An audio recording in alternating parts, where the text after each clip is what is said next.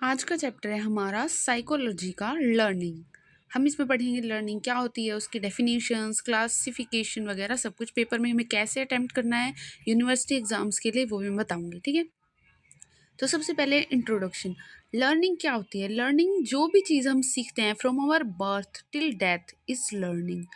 Okay, उसके बाद learning हमें क्यों ज़रूरी होती है? हमें अपनी लाइफ में सर्वाइव करने के लिए हमें लर्निंग ज़रूरी होती है। सारी चीज़ों को सीखना होता है अपनी बेसिक नीड्स को कंप्लीट करने के लिए। जस्ट रीड करना है हमें जो लिखा हुआ है।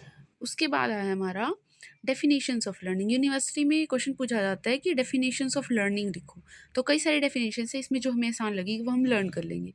जैसे कि फर्स्ट है कि change in behaviour resulting from repeated practice. जो भी हमारे बिहेवियर में चेंज आता है फ्रॉम रिपीटेड प्रैक्टिस, और इसमें क्या होता है, हमारा एनवायरनमेंट और बिहेवियर दोनों ही इंटरेक्ट करते हैं टू प्रोड्यूस लर्न चेंजेस। ये इजी है। एंड सेकंड वाला भी इजी है। A process by which the individual acquire various.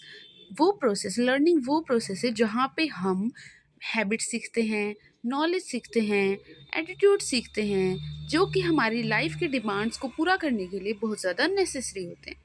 उसके बाद ये फोर्थ वाला थोड़ा बड़ा है, फिफ्थ वाला भी हम कर सकते हैं। उसके बाद ये एक इजी है, learning is activity by virtue of which we organize our response with new habits. हम न्यू हैबिट्स सीख कर अच्छे रिस्पॉन्सेज दे सकते हैं किसी भी काम के लिए। और लास्ट वाला है कि लर्निंग क्या होता है, permanent change in our behaviour. हमारे बिहेवियर में परमानेंट चेंज होता है, किस वजह से? प्रैक्टिस एंड एक्सपीरियंस की वजह से। ये 2-3 डेफिनेशंस याद करनी है। उसके बाद है हमारा लॉज ऑफ लर्निंग। 2-3 लॉज नहीं है, 5 लॉज हैं हमारे लर्निंग के, जो किसने दिए थे? थॉर्नडाइक। ये एक साइंटिस्ट का नाम है, साइकोलॉजिस्ट का नाम है, जिसने ये हमारे लॉज दिए थे। फर्स्ट लॉ है लॉ ऑफ रेडीनेस। रेडीनेस मतलब कि जब कोई पर्सन लर्न करने के लिए रेडी होगा तभी तो वो आगे कर पाएगा काम उसको। ठीक है, अगर वो लर्न करना ही नहीं चाहता, उसको उसका मन ही नहीं है, तो फिर वो उससे ज़बरदस्ती करवाएंगे तो उतना हमें रिजल्ट नहीं मिलेगा। तो जो पर्सन है वो हमारा फिजिकली एंड मेंटली रेडी होना चाहिए टू लर्न। सेकेंड लॉ है हमारा law of exercise, use disuse and practice. इसमें है कि हमें कोई भी एक्टिविटी जो हम सीख रहे हैं, जो हम लर्न कर रहे हैं, उसको हमें रिपीट करना होता है कुछ कुछ टाइम में। एक इसमें लाइन है कि it should be continual rather than continuous. इसमें क्या है कि कॉन्टिन्यूअल होना चाहिए, मतलब कॉन्टिन्यूस नहीं होना चाहिए। कॉन्टिन्यूस मतलब जो हम रोज रोज करें वो होता है कॉन्टिन्यूस। कॉन्टिन्यूअल होता है कि कुछ दिन करें, फिर थोड़ा सा ब्रेक लेके और कुछ दिन बाद करें, और तब भी वो हमें याद हो रह रहा है, तो वो होगा हमारा लॉ ऑफ प्रैक्टिस। ओके, उसके बाद है हमारा लॉ ऑफ इफेक्ट, सेटिस्फैक्शन और डिससेटिस्फैक्शन। अगर कोई इंसान है, कोई पर्सन है, वो लर्निंग कर रहा है लेकिन उसको उसमें सेटिस्फेक्शन नहीं मिल रही, उसको फीलिंग ऑफ हैप्पीनेस आ ही नहीं रही है, तो वो उसको लर्न करना छोड़ देगा, उसको सीखना छोड़ देगा, बंद कर देगा। और लेकिन अगर वो सीख रहा है और इससे खुशी हो रही है, उसको इंटरेस्टिंग लग रहा है, तभी उसको याद भी रहेगा। और अगर डिससेटिस्फेक्शन हो रहा है तो वो उसको अनोइंग लगेगा, वो अनप्लीजेंट लगेगा, तो वो याद करना ही नहीं चाहेगा। अगला लॉ है हमारा law of primacy. Law of primacy क्या कहता है?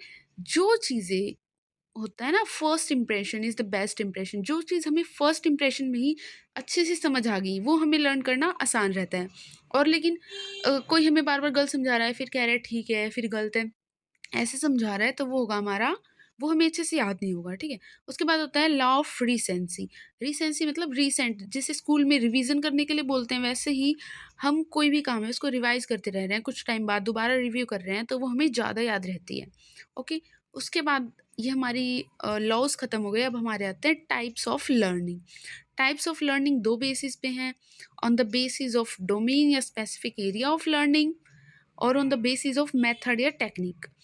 तो डोमेन या स्पेसिफिक एरिया मतलब हम कहाँ से उसको लर्न कर रहे हैं वो होगा। इसके लिए एक निमोनिक, मतलब निमोनिक क्या, फर्स्ट वर्ड ही सबके याद करने हैं, VMACSS, VMACSS। ओके, वी से वर्बल, वर्बल लर्निंग जो हम बोल के सिखाएंगे सीखेंगे वो होगी हमारी वर्बल लर्निंग। मोटर लर्निंग होगी जो जो हम एक्टिविटीज़ करके सीखेंगे वो हमारी होगी मोटर लर्निंग। आगे सबकी डेफिनेशन हम पढ़ेंगे। अगला है अफेक्टिव लर्निंग, जो हमें कैसे अफेक्ट कर रही है। कॉग्निटिव लर्निंग, एस से स्किल लर्निंग, एस से सीरियल लर्निंग, VMACSS। उसके बाद है हमारा किस टेक्निक से हम लर्न कर रहे हैं, उसके लिए अ, भी टाइप्स हैं। तो इसको हम याद करेंगे एक निमोनिक से कोइटस, COITSS ऐसे याद करेंगे, ठीक है? COITSS, okay. सी से हमारा क्लासिकल कंडीशनिंग, ओ से ऑपरेंट कंडीशनिंग, COI से इनसाइड लर्निंग, टी से ट्रायल एंड एरर, एस से सोशल लर्निंग, एस से साइन लर्निंग। ये जो क्लासिकल कंडीशनिंग है और ऑपरेंट कंडीशनिंग है, ये इंपॉर्टेंट होती है, एग्जाम में ये पूछा जाता है, ओके। उसके बाद है डिफरेंट टाइप्स ऑफ लर्निंग, इनकी डेफिनेशन स्मॉल स्मॉल हैं। वर्बल लर्निंग क्या होती है? जो हम वर्बल बिहेवियर सीखते हैं उससे हमारी लैंग्वेज सही होती है, कम्युनिकेशन सही होती है, पिक्चर सिंबल्स ये सब देखने में हमें हेल्प मिलती है। उसके बाद है मोटर लर्निंग। मोटर लर्निंग क्या होती है? जो हम कोई भी एक्टिविटीज़ करते हैं जिसमें हमारा माइंड यूज़ होता है, जैसे वॉकिंग, डांसिंग, स्विमिंग, ये सब होता है, ठीक है? इससे हमारी स्पीड और एक्यूरेसी इंक्रीज़ हो जाती है। उसके बाद आता है हमारा अफेक्टिव लर्निंग। अफेक्टिव लर्निंग क्या होता है? जिसमें जो हमें अच्छा लग रहा है, जो हमें गुड फील करवा रहा है, वो लर्न करते हैं, जैसे कि हैबिट्स, इंटरेस्ट, एटीट्यूड, जैसे किसी को जी के क्वेश्चन या पजल्स वगैरह सॉल्व करना पसंद है, और एप्रिशिएशंस, किसी की तारीफ कैसे करनी है, वो सब। उसके बाद आता है कॉग्निटिव लर्निंग। कॉग्निटिव लर्निंग में क्या होता है? हमें प्रॉब्लम सॉल्विंग, मतलब हमें अपना दिमाग, क्लेवरनेस कैसे यूज़ करनी है, वो होता है कॉग्निटिव लर्निंग, ओके। इसमें हम कंसेप्ट सीखते हैं, उसके प्रिंसिपल बनाते हैं, then problem solving etcetera use करते हैं।